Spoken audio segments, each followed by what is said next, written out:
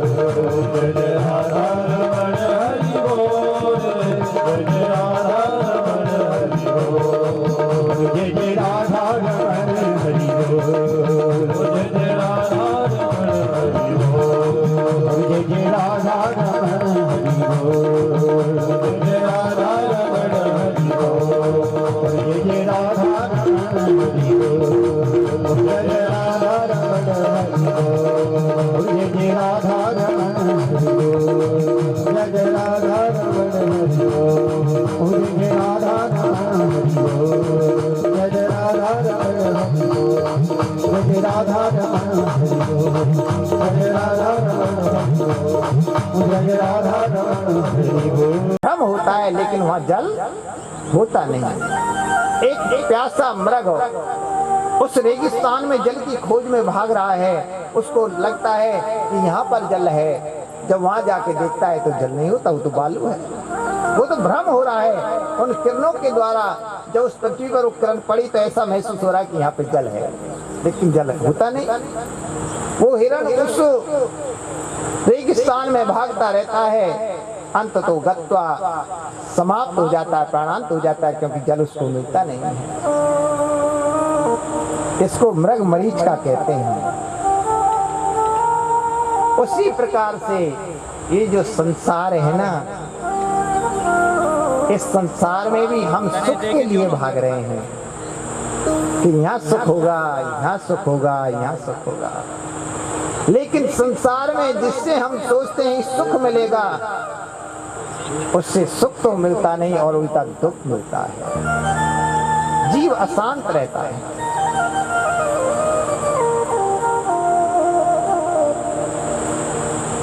ये संसार दुखालय है भैयाओ।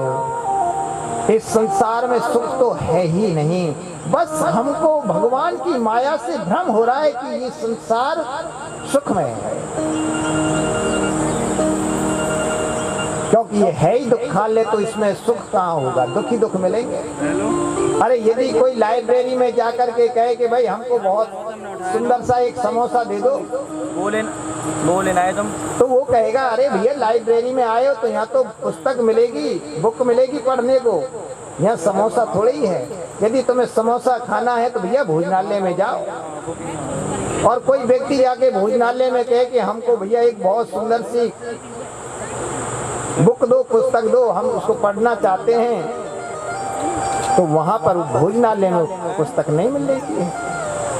यदि आपको समोसा खाना है तो भोजनालय में जाना पड़ेगा, और आपको यदि पुस्तक पढ़नी है तो आपको लाइब्रेरी में जाना पड़ेगा, पुस्तकालय में जाना पड़ेगा। उसी प्रकार से इस संसार में जो जीव रमा हुआ है उसको सुख नहीं दुख ही मिलता है। यदि सुख चाहिए तो सुख तो एकमात्र भगवान की शरण में है भैयाओ। भगवान के चरणों का जो आश्रय ले लेता है वो ही सुखी है।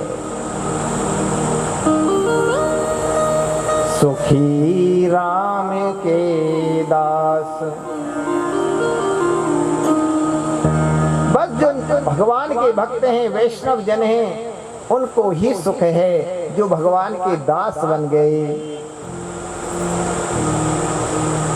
तो तेजो वारी मृदाम यथा विनमयो यत्र सर्गो मृषा धाम्ना स्वेन सदा निरस्त कुहकम सत्यम परम धीमहि।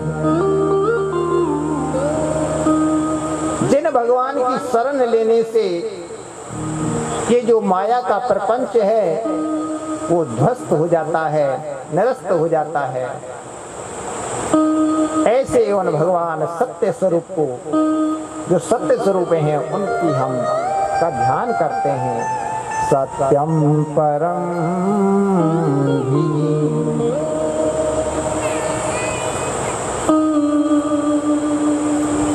आगे दूसरे श्लोक में बड़ा सुंदर भागवत जी का वर्णन किया।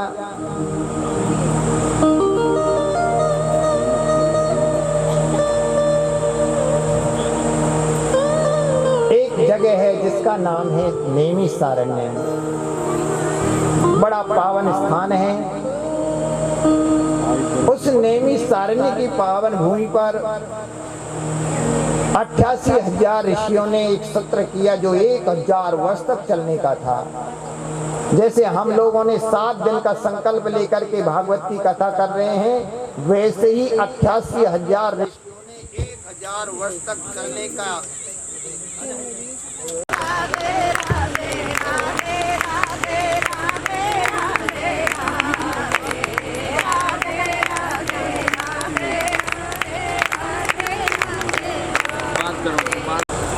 सूत जी महाराज से प्रश्न पूछे। सूत जी, हम आपसे जीव के कल्याण के उद्देश्य से कुछ प्रश्न पूछना चाहते हैं। सूत जी बोले, क्या पूछना चाहते हैं, पूछो। तो 88,000 ऋषियों की ओर से सौनक जी ने 6 प्रश्न पूछे हैं। किम श्रेयः शास्त्र सारः का स्वावतार प्रयोजनम किम कर्म के अवतारश्च धर्मः कम शरणं गतः। 6 प्रश्न पूछे हैं। पहले प्रश्न में पूछ रहे हैं कि प्राणी मात्र का कल्याण का सहज साधन क्या है। कलयुग के जो जीव हैं ना, प्राणी हैं, उनके मंद भाग्य हैं, बुद्धि भी कम है। ज्यादा लोग पढ़े लिखे नहीं होते, मंद बुद्धि होते हैं। बहुत से शास्त्र हैं, इसलिए आप कृपा करके ये बताइए कि जीव का कल्याण का जो सरलतम साधन हो, कि जिसको करके जीव सहज इस कलयुग से पार हो जाए। पहला प्रश्न पूछा। बोले दूसरे में ये बताइए कि शास्त्र तो बहुत हैं, यह है कि भगवान ने अवतार लिए तो कितने अवतार लिए, उनको भी सुनाने की कृपा करें। ये हमारा आपसे प्रश्न है। चौथा, 5वें में पूछ रहे हैं कि जब भगवान के अनेकों अवतार होते हैं तो उन अवतारों में भगवान ने कौन कौन सी लीलाएं की, आप कृपा करके भगवान की उन अवतार लीलाओं का भी वर्णन करें। ये 5वां प्रश्न। और 6ठे प्रश्न में पूछ रहे हैं कि जब भगवान इस धराधाम से दुष्टों का संहार करके धर्म की स्थापना करके फिर अपने स्वधाम को चले जाते हैं, तो उसके बाद ये धर्म किसकी शरण में जाता है। धर्म कम शरणम गता, ये धर्म किसकी शरण में गया, ये हमारा 6था प्रश्न है। सूत जी महाराज प्रसन्न हो गए और बोले, ऋषियों, आप लोगों ने अपने लिए ये प्रश्न नहीं पूछे, आपने तो लोक कल्याण के लिए, लोक हित के लिए ये प्रश्न पूछे हैं। यम प्रव्रजन्त मनुपेतमपेति कृत्यं जुहाव ओत्रेति तन्मे दया तरिवो विनेदो तं सर्वभूत हृदयं मुनिमानितो।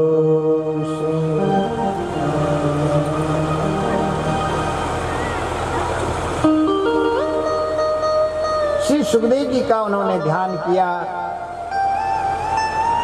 जब श्री सुखदेव जी महाराज का अवतार हुआ तो मां के गर्भ से जन्म लेते ही श्री सुखदेव जी महाराज जंगल को चले गए, वन को चले गए। उनका नाल का छेदन भी नहीं हुआ, नाल को अपने कंधे पे डाल करके सीधे वन की ओर चले गए। उनके पिता व्यास जी बेटा बेटा बेटा कहते हुए उनके पीछे भाग रहे हैं। श्री सुखदेव जी महाराज ने मुड़ के भी नहीं देखा। वृक्षों ने उत्तर दिया, व्यास जी आप क्यों दुखी हो रहे हैं? ये तो परमहंस हैं, ये तो दिव्य महापुरुष हैं, कोई आप लौट के चले जाओ। आपके ऐसे दिव्य परमहंस पुत्र को तो हम भी प्रणाम करते हैं। ऐसे श्री सुखदेव जी महाराज हैं। व्यास जी वहां से लौट करके आ जाते हैं। उन श्री सुखदेव जी मुनि को हम प्रणाम करते हैं। बोली श्री सुखदेव जी महाराज की जय। इसके बाद श्री सूत जी ने कहा, ऋषियों ध्यान पूर्वक सुनिए, अब हम आपको आपके प्रश्नों का उत्तर देते हैं। नारायणं नमस्कृत्य नरं चैव नरोत्तमं देवीं सरस्वतीं व्यासं ततो जयमुदीरयेत्।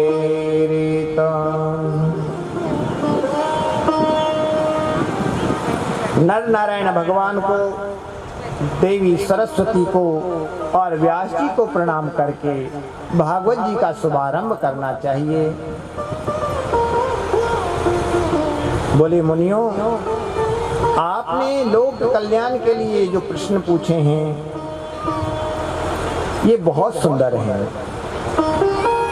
ध्यान पूर्वक सुनिए। स वै पुंसां परो धर्मो यतो भक्तिरधोक्षजे अहेतुक्या प्रतिहता ययात्मा संप्रसीदति।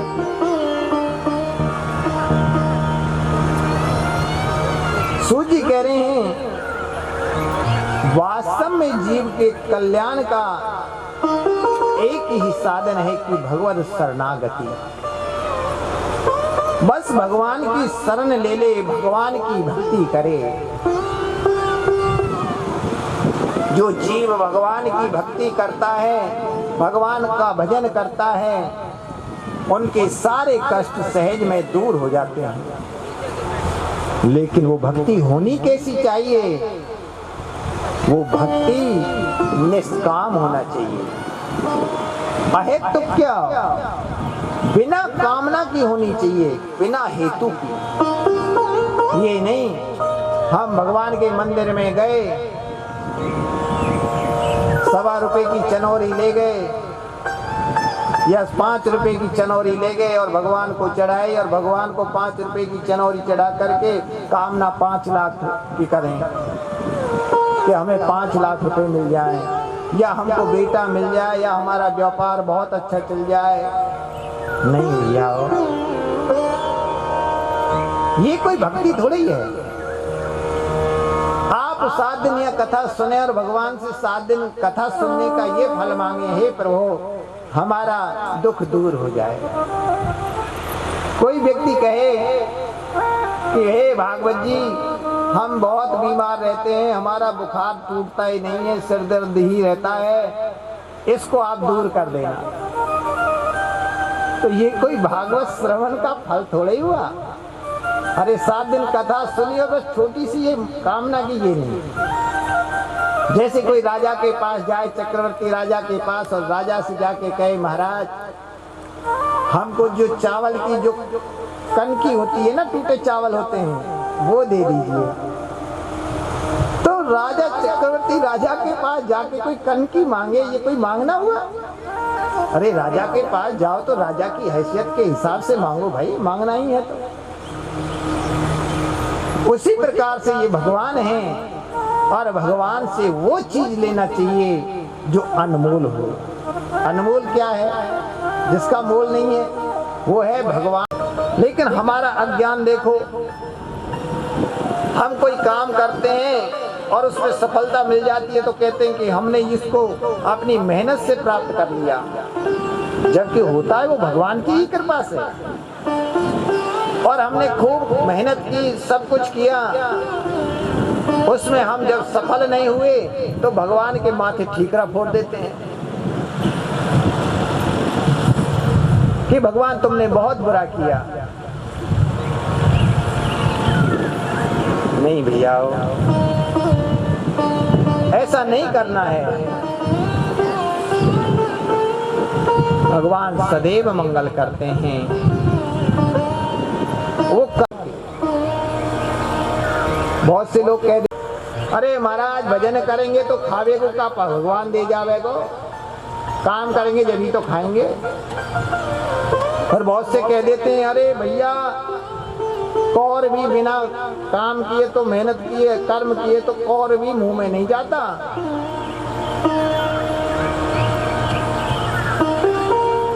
तर्क है ये। अरे भैया तुम भगवान के हो जाओ, भगवान के ऊपर संपूर्ण रूप से निर्भर हो जाना बहुत ऊंची स्थिति है। कहने से नहीं होता कि हम भगवान के हैं, भगवान तेरे हैं, भगवान तू जैसे करेगा वैसे होगा, ये नहीं। सब कुछ भगवान पर छोड़ दे। प्रभु आप जाने, आपका काम जाने। तो आप कर्म मत करो, मेहनत मत करो, कुछ मत करो, भगवान तुम्हारे सारे कामों को साधेंगे। लेकिन हो विश्वास, हो श्रद्धा। ऐसे एक व्यक्ति कह रहा था, एक जगह कथा हो रही थी, उसमें एक पंडित पढ़ेगा तभी काम चलता है। क्या भगवान बैठे हुए खिला देगा? बोले हाँ खिला देगा भैया। एक नास्तिक व्यक्ति उससे अटक गया। बोले देखो पंडित जी, तुम्हारी बात को मान करके अब हम भगवान के भरोसे रहेंगे, और अब हम देखते हैं कि हम कर्म तो कुछ करेंगे नहीं, अब भगवान हमको कैसे खिलाते हैं। और पंडित जी अब हम जा रहे हैं जंगल में, और यदि भगवान ने हमको नहीं खिलाया तो आप सोच लेना फिर हम आपके साथ क्या करेंगे। वो बेचारे पंडित जी तो वैसे ही सहज स्वभाव सुना रहे थे कथा, क्योंकि पंडित जी का काम होता है कथा सुनाना। लेकिन जब ये बात कही कि लौट के यदि भगवान ने हमको नहीं खिलाया अपने आप तो आपकी खैर नहीं। पंडित जी घबरा गए। एक थैला रखा हुआ है, उस थैले में कुछ खाने का सामान था, क्योंकि वहां से कोई बेचारा राहगीर वगैरह कोई गया होगा निकल के, तो वो कुछ छोड़ गया। क्योंकि उन्होंने देखा था कि ऐसे घोड़ों की सी आवाज आ रही है, लगता है कि कोई लुटेरे आ गए हैं, कहीं ऐसा ना हो कि हम यहाँ मिल जाएं और हमारे पास में जो कुछ धनवन है उसको लूट लें। तो वो राहगीर बेचारे वहां से अपनी जान बचा करके चले गए। उसके बाद में ये व्यक्ति पहुंचा था, इसने देखा रखा है तो रखा रहने दे, हमें इससे क्या मतलब है। बैठा ही था, इतने में उनको कुछ लोगों की आने की आवाज सुनाई दी, तो ये व्यक्ति झट से पेड़ के ऊपर चढ़ गया और पेड़ों में भी जाकर के पत्तों में ऐसा छिप गया कि कोई ढूंढे तो भी किसी को मिले नहीं। क्या हुआ, वो जो लोग आ रहे थे वो डाकू थे, कहीं से लूट करके आ रहे थे, लूट करके ला रहे थे। सघनता है वृक्षों की, पानी का भी यहाँ साधन है नजदीक में, क्यों ना भैया यहाँ बैठ करके अपने इस धन का बंटवारा कर लिया जाएगा। लेकिन यहाँ देखो कोई है तो नहीं जो हमें देख रहा हो। उन्होंने कहा सरदार जी इस जंगल में कौन होगा, यहाँ तो किसी के रहने का कोई प्रश्न ही नहीं उठता। बोले नहीं फिर भी अपना काम है, पहले देखो कोई यहाँ है तो नहीं। जब उन डाकुओं ने खोज की तो वो जो थैला था ना, जिस झोला था वो दिखाई दे गया। बोले सरदार जी यहाँ एक झोला रखा हुआ है, थैला है। बोले देखो इसमें क्या है। जब उसको खोला तो उसमें लड्डू दिखाई दिए। सरदार से बोले कि इसमें तो लड्डू हैं। सरदार का दिमाग खराब हो गया। बोले ये जब लड्डुओं का थैला यहाँ आया है तो यहाँ कोई ना कोई व्यक्ति भी जरूर होगा, क्योंकि ये अपने आप तो आया नहीं, इसके पैर तो है नहीं जो अपने आप आया हो, कोई लेके ही आया होगा। अच्छे से देखो, जब खोज की तो वो उन पत्तों में छिपने का प्रयत्न कर रहा था, और पत्तों की जब आवाज हुई देखा तो एक व्यक्ति पेड़ में पत्तों में छिपा बैठा है। बोले सरदार मिल गया मिल गया मिल गया। बोले उतारो इसको नीचे। अब वो उसको नीचे उतारने लगे। बोले नीचे उतार। वो बोला मैं नीचे नहीं आऊंगा। बोले यदि नीचे आ जाता है तो ठीक है, नहीं तो हम बंदूक से तुझे मार देंगे गोली से। बोले चाहे मार दो चाहे कुछ भी करो, मैं नीचे नहीं आने वाला। सरदार बोले इसके पैर पकड़ो और खींच लो इसको नीचे। और डाकुओं ने उसके पैर पकड़े, उसको खींच खांच के नीचे उतारा।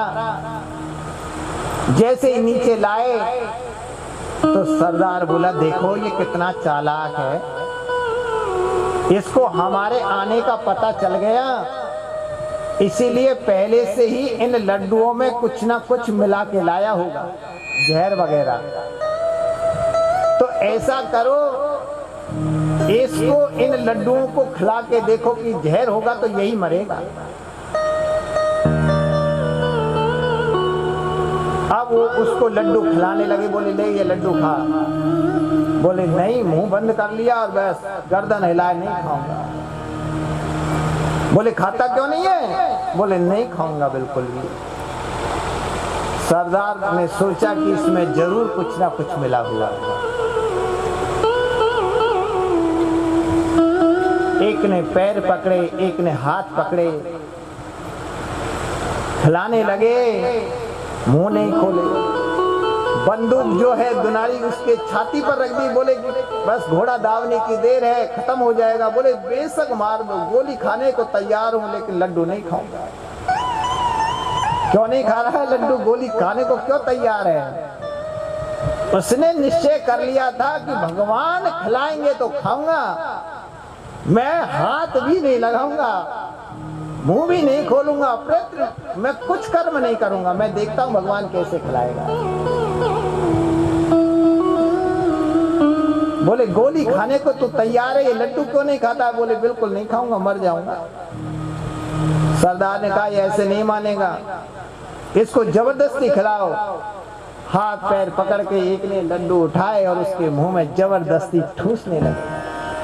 जब आधा लड्डू उसके मुंह में जबरदस्ती ठूस दिया, वो व्यक्ति समझ गया वाह, ये है भगवान की दयालुता। मैंने कोई प्रयत्न नहीं किया और भगवान ने मुझे जबरदस्ती खिला रहे हैं, तो खिलाने वाले भगवान हैं। फिर उसने डट के लड्डू खाए, खूब खाए। सरदार बोला भैया तू इतनी देर से लड्डू क्यों नहीं खा रहा था?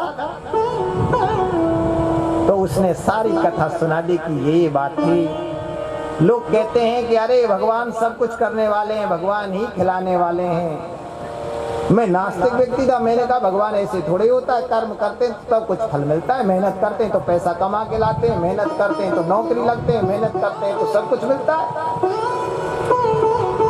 मैंने कह दिया था भैया बिना हाथ के तो कौर भी मुंह में नहीं जाता है, भगवान कैसे खिला सकता है? लेकिन मैंने आज प्रत्यक्ष देख लिया, अनुभव कर लिया कि कोई भी यदि कर्म ना करे और भगवान के भरोसे कोई हो जाए तो पालन पोषण स्वयं भगवान करते हैं। फिर वो आगे चल करके बहुत बड़े महापुरुष हुए और उनका दोहा प्रसिद्ध है, अजगर करे न चाकरी, पंछी करे न काम, दास मलूका कह गए सबके दाता राम।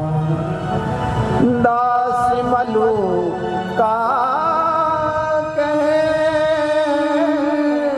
गए सबके दाता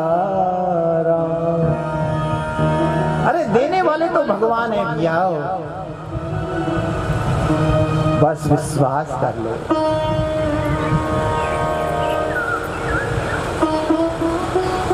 विश्वास कैसे होगा? जब जीवन में उस चीज को अपनाओगे, करके देखोगे।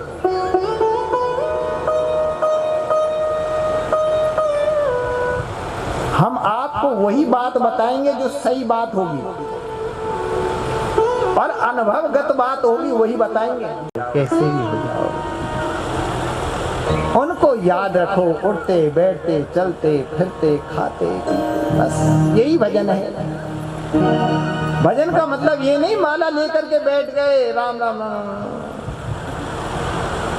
माला तो हाथ में है, मन कहीं और जा रहा है, ये नहीं। खूब काम करो, घर का सब काम करो, खेत का काम करो, नौकरी करो, कुछ भी करो, सब करो, बस हर समय भगवान का स्मरण, भगवान का नाम। माताएं घर में झाड़ू लगा रही हैं तो भगवान का नाम ले रही हैं।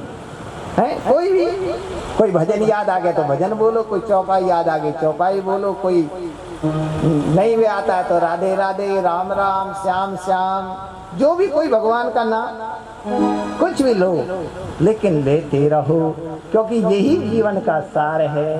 इसलिए आइए भगवान के भरोसे, ये हमारी जिंदगानी है, इस जिंदगानी को बस भगवान के हवाले कर दो और भगवान के हो जाओ। और न राम नाम लीनो दिन भरी जवानी में,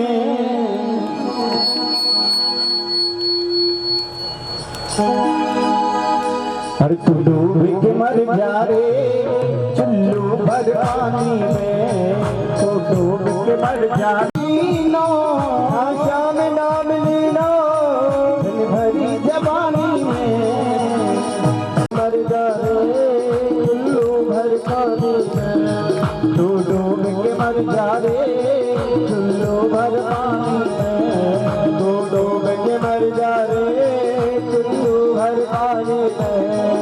ना राम नाम लीनो, राम नाम लीनो भरी जवानी में, तू डूब के मर जा रे चुल्लू भर पानी में, तू डूब के मर जा रे चुल्लू भर पानी में।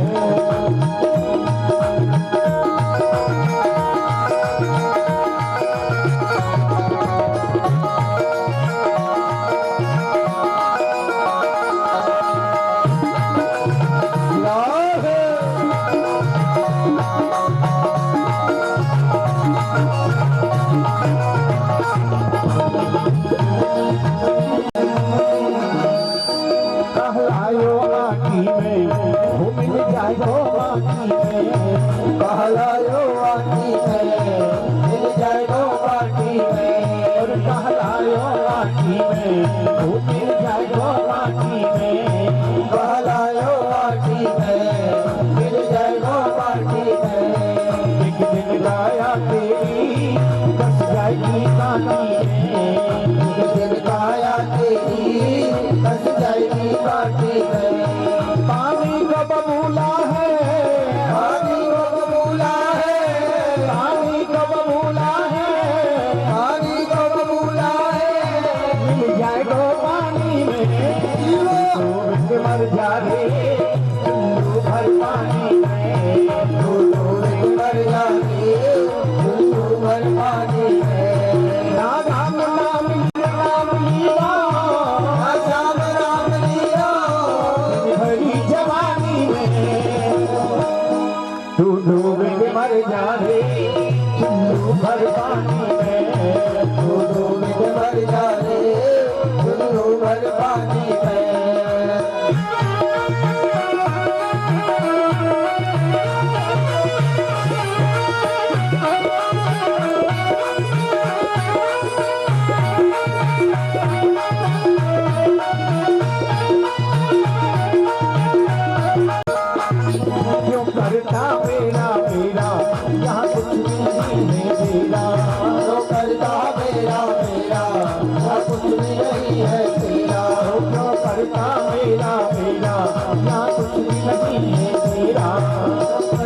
मेरा मेरा मेरा कुछ भी नहीं है तेरा।